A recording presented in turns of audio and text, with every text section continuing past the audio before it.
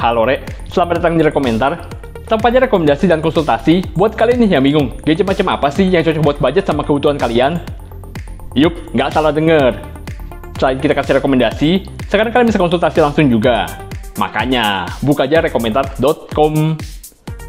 Nah, kali ini kita mau bahas salah satu HP dari Poco. Di harga 3 jutaan, kemarin ada Poco X3. Kali ini lebih sadis lagi nih, karena ada ketambahan kata Pro-nya. Pertanyaannya, seberapa gahar dan seberapa cocok sih buat kalian tampan dan berani? Lengkapnya, gue David dari Rekomentar. Ini review setelah 1 bulan lebih pakai untuk Poco X3 Pro.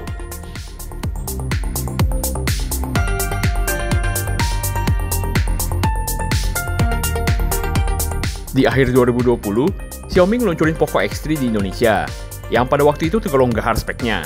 Pakai Snapdragon 732G, yang saat itu jadi salah satu chipset terbaik untuk HP kelas menengah 3 jutaan. Nah, kemudian Poco keluarin lagi nih versi Pro-nya. Kalau namanya Poco nggak boleh nanggung dong ya. Poco X3 Pro ini dikasih chipset Snapdragon 860 yang kelasnya buat flagship 2 tahun lalu, yang tentunya dipakai sekarang pun masih kenceng pakai banget. Buat yang bingung, Snapdragon 860 ini hampir sama persis kayak Snapdragon 855 Plus yang dipakai di ROG Phone 2, Black Shark 2 Pro, bahkan lebih kenceng dari levelnya Samsung S10 Plus. Aplikasi aja masih ada yang bingung ngebedainnya. Jadi kasarnya, chipset di HP gaming terkuat 2 tahun lalu, sekarang bisa dirasain di HP kelas 3 jutaan. Tepatnya di 3,6 juta buat harga resminya saat ini, untuk varian RAM 6GB dan memori 128GB, sementara varian lebih tingginya yang RAM 8GB dan memori 256 ada di harga 4 juta lebih dikit. Dengan harga segini, apa aja sih yang bakal kalian dapet? Dari kotaknya, dikasih nih gambarannya apa aja speknya. Snapdragon 860, layar 120Hz, storage UFS 3.1 yang kebut, dual speaker, NFC, baterai gede, serta liquid cool teknologi. Isi kotaknya, yang wajib ada sambutan dari bos Xiaomi, kemudian ada SIM ejector, panduan singkat, panduan garansi, dan silikon casing bening. Kemudian ada HP-nya, serta ada charger 33 watt dan kabel dengan ujung USB Type-C. Kira-kira inilah yang bakal kalian dapat kalau beli Poco X3 Pro ini. Oke, langsung ke bagian yang paling penting. Performanya kayak gimana? Sesuai prediksi, HP ini kenceng banget. Buat ukuran HP secara umum aja masih kebut. Apalagi kalau buat ukuran HP baru di harga 3 jutaan.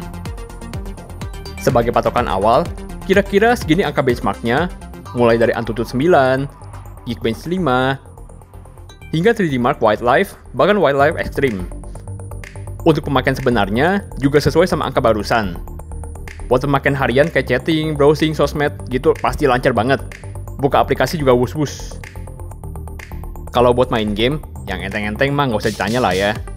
Yang agak berat dikit aja, macam Mobile Legends juga lancar jaya.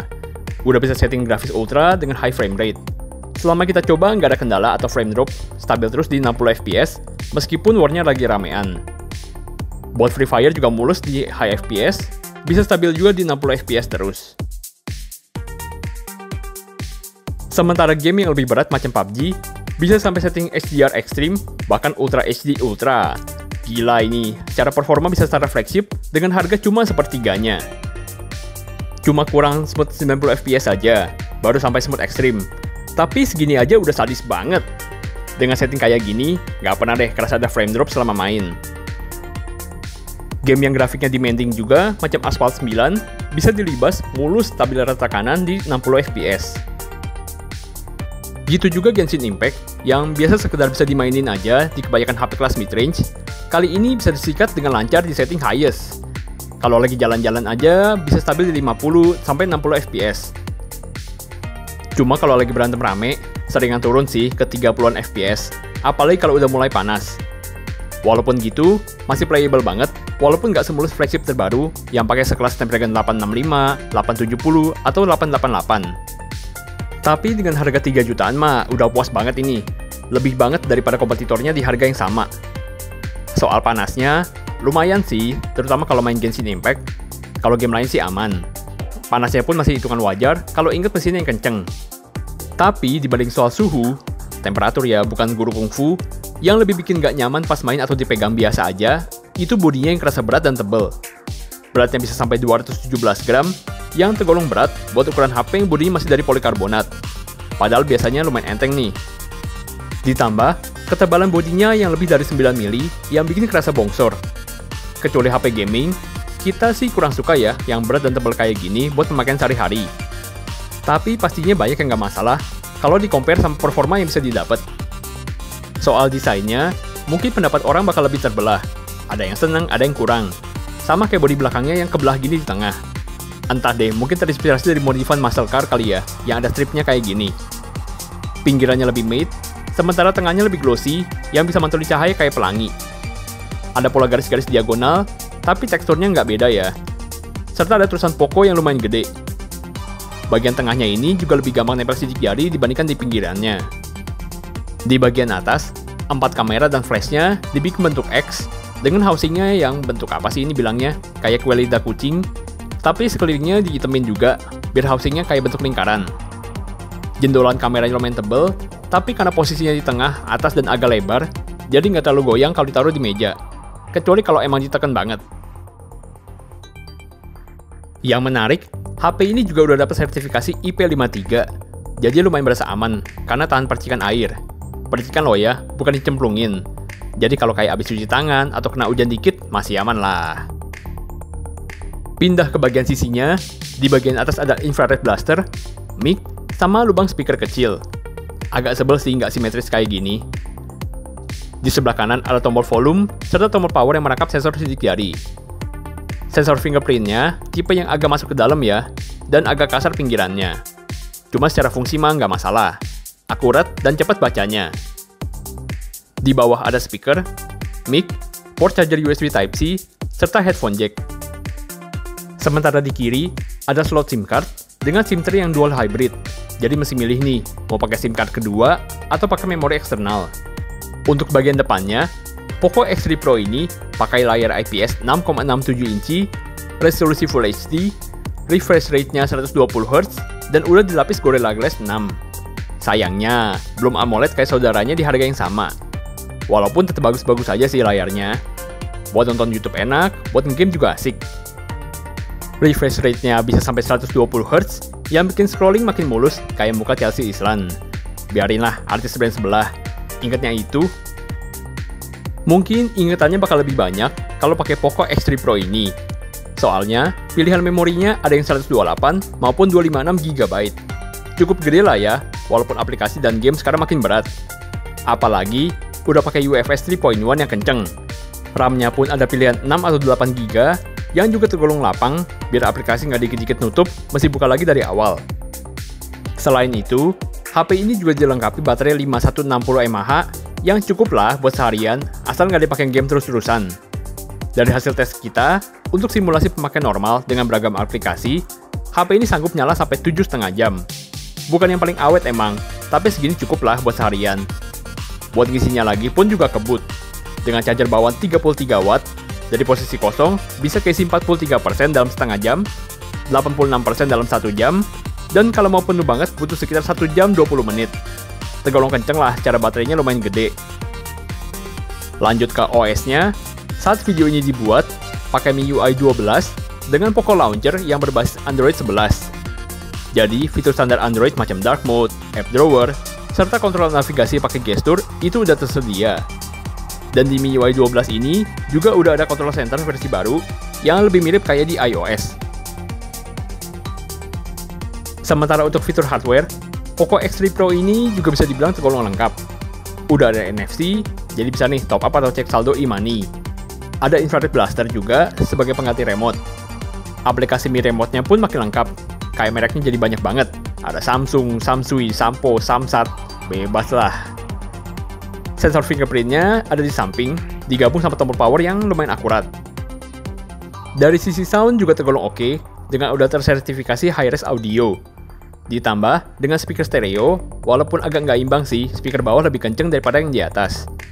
Kalau sambil colok headset, bisa ada pengaturan tambahan buat enhancement maupun equalizer, supaya makin pas sama kuping kalian kayak gimana. Untuk hasil suaranya, kira-kira kayak gini lah.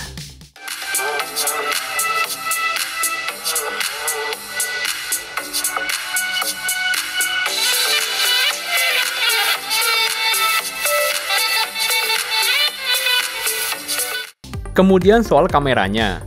Poco X3 Pro ini pakai 4 kamera belakang dengan konfigurasi kamera utama 48 megapiksel, ultrawide 8 megapiksel, makro 2 megapiksel, dan depth sensor 2 megapiksel. Sementara kamera depannya, model lubang dengan resolusi 20 megapiksel. Untuk hasilnya bisa dilihat. Menurut kita sih standar banget buat kelas harga 3 jutaan. Bukan yang paling bagus emang, tapi nggak jelek juga lah. Di kondisi terang, hasilnya oke-oke aja. Detail sama dynamic range-nya mungkin bukan yang paling mantap di kelasnya, tapi masih layak lah buat posting sosmed. Untuk warnanya, lebih kelihatan natural, tapi balik lagi sih, tergantung selera kalian, lebih demen yang warnanya lebih natural atau yang lebih ngejreng. Ada kamera ultrawide juga, buat ambil gambar dengan sudut lebih lebar, walaupun kualitasnya jauh lebih rendah dari kamera utamanya. Untuk zoom-nya, juga bisa sampai 10 kali digital zoom. Atau kalau mau detail yang lebih banyak buat diedit atau di print, bisa pakai mode 48 megapiksel. Untuk kamera makro, ya nggak terlalu ngaruh sih ada atau enggak, cuma 2 megapiksel juga kan. Mending dipakai buat hal lain aja sih dibandingkan ngegantepin 4 kamera.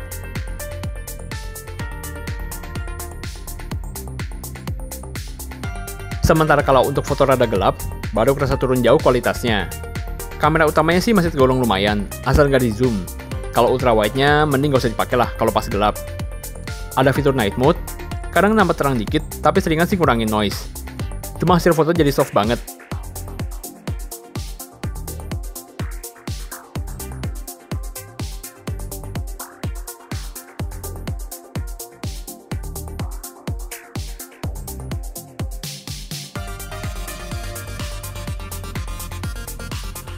Pindah ke depan, hasil fotonya tergolong cukup lah di kondisi terang. Untuk hasil portraitnya pun tergolong oke, apalagi dengan AI-nya bisa detek muka walaupun lagi pakai masker. Hal simple yang kadang HP kelas mid-range aja masih suka bingung. Pemisahan objeknya lumayan rapi, walaupun kadang offset juga sih. Untuk video kamera belakang, bisa sampai 4K 30 fps ataupun 1080p 60 fps. Hasil videonya bisa dilihat. Ada fitur Ultra Steady juga, biar kelihatan lebih stabil, tapi cuma bisa di 1080p 30 fps aja.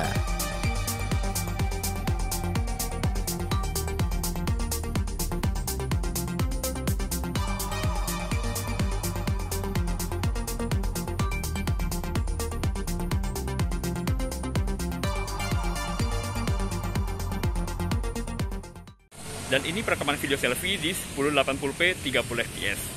Kira-kira kayak gini lah hasil suaranya. Mungkin agak mendem pakai masker. Kira-kira kayak gini lah.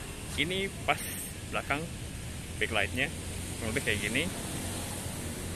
Kalau nggak langsung backlight kurang lebih kayak begini lah hasilnya. Dan ini kalau di jalan stabilisasinya kurang lebih kayak gini. Oke. Kemudian fitur kamera lain banyak nih yang belum disebutin. Ada mode Pro buat foto dan video. Bisa shoot pakai RAW juga buat yang hobi ngedit foto.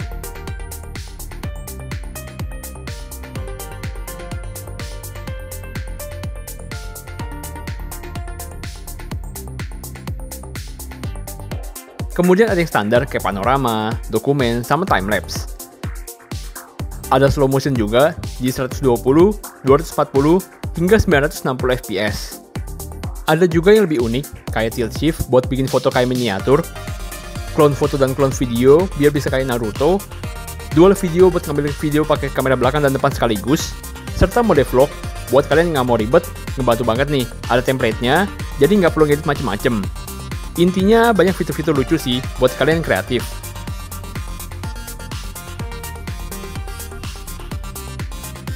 Nah, itu dia tadi Poco X3 Pro.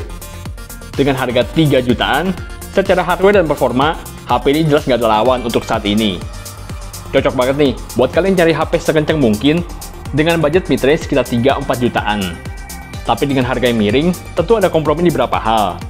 Contohnya di layar, desain, sama kamera, mungkin menurut kita bukan yang terbaik di kelasnya. Jadi, kalau kalian nyari HP yang paling kenceng di kelas harga 3 jutaan, HP ini jelas recommended banget. Tapi kalau misalnya kalian nyari yang lebih all around, yang semuanya bagus, mungkin ada pilihan lain yang lebih cocok. Kalau masih bingung, langsung aja deh buka di rekomentar.com. Oke, segitu dulu kali ya review kali ini. Silahkan like, subscribe kalau konten bermanfaat. Sampai jumpa di video selanjutnya. tetap jaga kesehatan, dan see you!